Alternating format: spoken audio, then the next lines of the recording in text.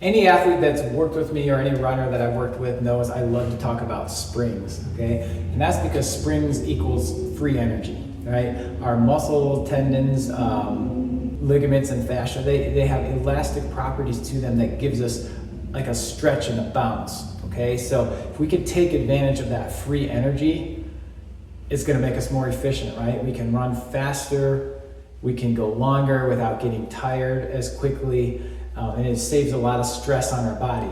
Okay, so we have to utilize those springs though, and it takes a little bit of effort to engage and activate those springs, and it also takes some strength. Okay, so we have to develop some strength in our joints and our muscles. All right, so working on landing position is very important for speed, for runners. Okay, short distance, long distance, it doesn't matter. How your foot comes down on the ground has a huge impact on how it leaves the ground, right?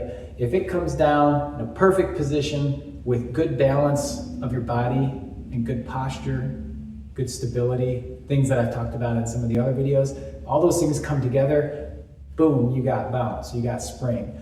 If something is off there, if your foot lands improperly, if your balance is a little off, if your core is not engaged, you need to correct first, then you need to recreate that energy that you just lost during that correction. All right, so this works together with some of the other things we've talked about. So landing position comes down to how's your foot contacting with the ground, and whether you're a distance runner or sprinting, don't want your heel to come down first. A lot of people know this.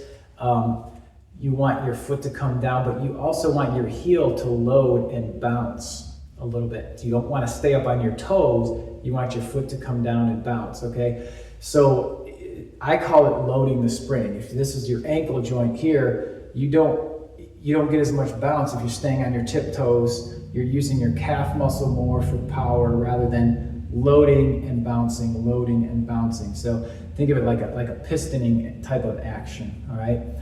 This is going to translate into better bounce, better spring, and quicker movements.